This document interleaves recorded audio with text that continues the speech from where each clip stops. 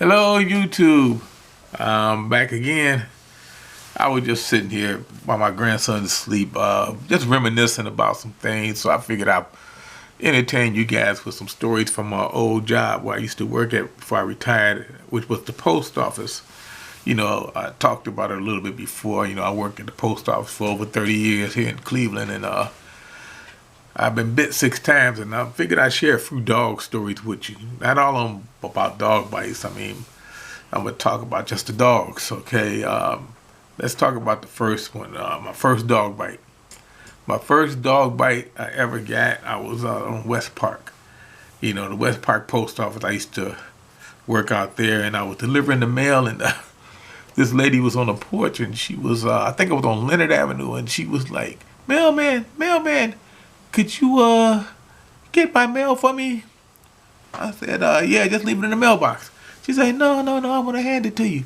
So I walked over across the street, and there was a dog on the porch. I said, "Well, look, I can't come up on the porch because the dog is right there." She said, "Okay." Well, I say, "But I can go around to the side and reach over." She said, "That's fine." So I reached over, got the mail in my hand, and the dog grabbed me by my wrist. Grabbed me by my wrist. But luckily, it was like in October, and I had a sweater on, a postal sweater on, and he didn't do any damage. He just a bruise. It was what we call a Sooner. Sooner or later we'll figure out what kind of dog that was because it was a mixed breed.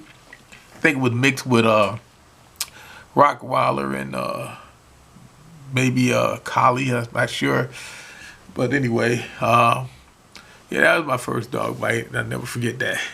But I've been attacked quite a few times. I haven't been bit all the time. Like I said, I've been bit 6 times, and 3 times I got bit within the same month.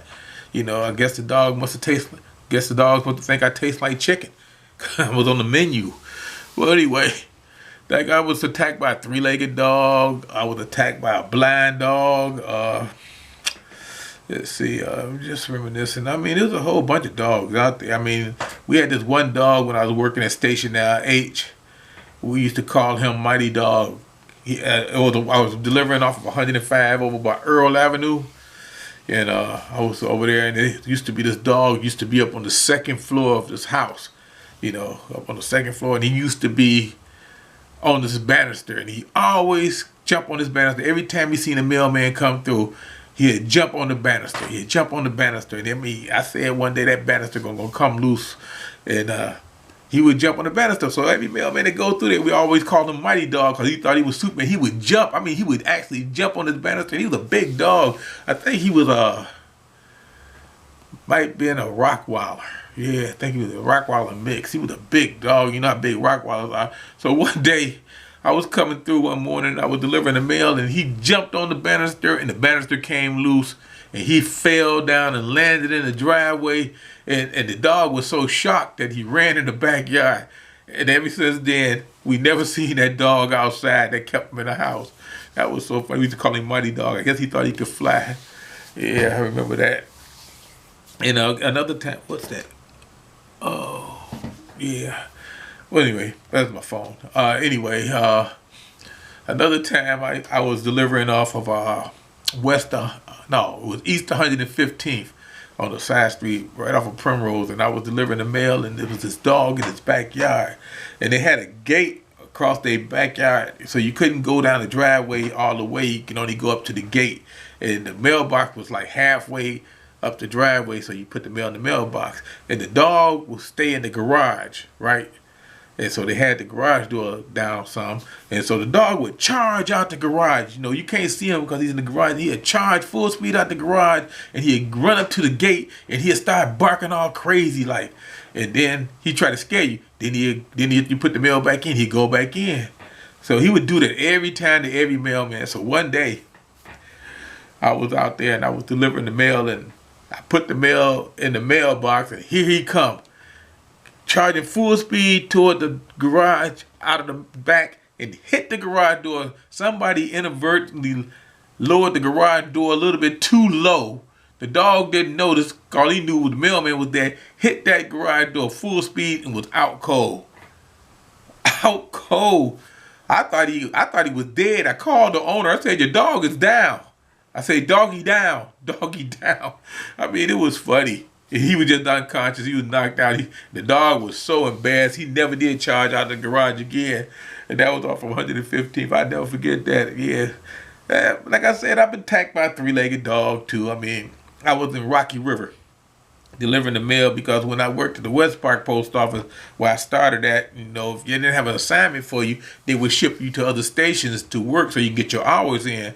And so that particular time they sent me to West Park, and I was I was at West Park, and they sent me out to Rocky River, and I was delivering mail out in the Rocky River. And out in Rocky River, they got these really big mansions, you know. They're really nice, very big mansions, you know, and a lot of politicians lived out there, you know, on the Cleveland Rocky River border, because back then we had a thing where you had to live in the city to work for the city.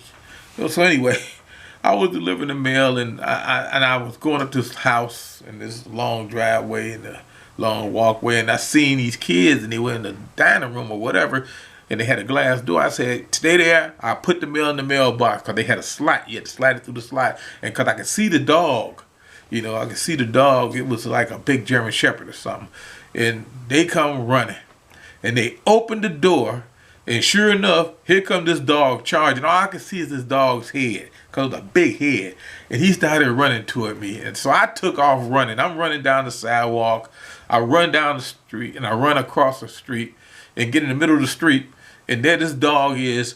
He wouldn't come in the street. He was on the curb, jumping up and down, barking. And I noticed he only had 3 legs. And I started cracking up, and I'm thinking to myself, I got chased by a 3-legged dog. That's the first time I've ever seen a dog with 3 legs. And he wouldn't come in the street. I guess he must have got hit by a car. That's how he lost his leg. Yeah, it was kind of crazy. Yeah. And the blind dog, blind dog was my buddy though. You know, he would wait on the mailman. You know, if I could see him in the window, he looked like Benji. You ever see the dog Benji? He looked like Benji. He would sit in the window, and he would wait till I come down the street, and he would raise all kind of sand. Then when I get to the mailbox, it had a slot, and I put the mail in the slot. He'd snatch it in and chew it up. You can hear him in there, probably shaking his head and snatching and tearing it up. And so every day, you know, he would wait for me, and every day he would do that for 15 years. Every day. And so finally one day he was outside. He had been out before in the backyard, but they rarely ever let him in the front. But this particular time, Mark was there. He was home, and he was working on his motorcycle, and the dog was out in the yard.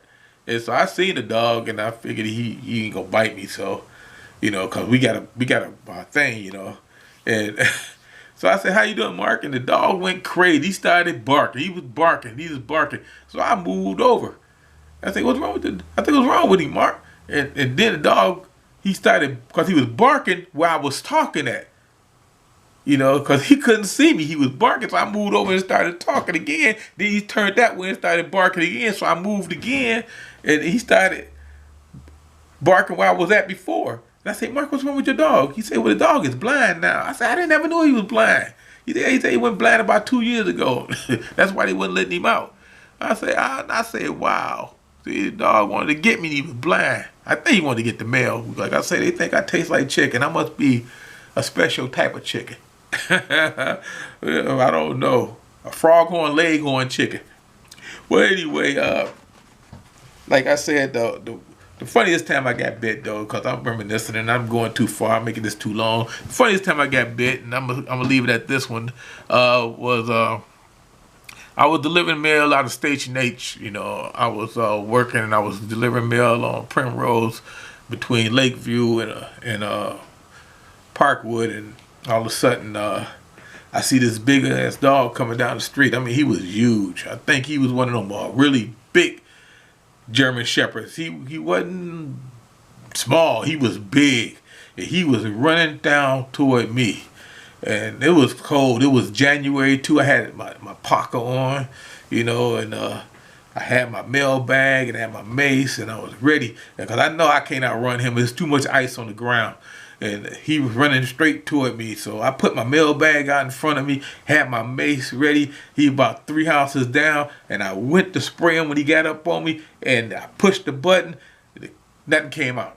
The spray was frozen. The dog bit me on the leg and kept on running. It's just crazy.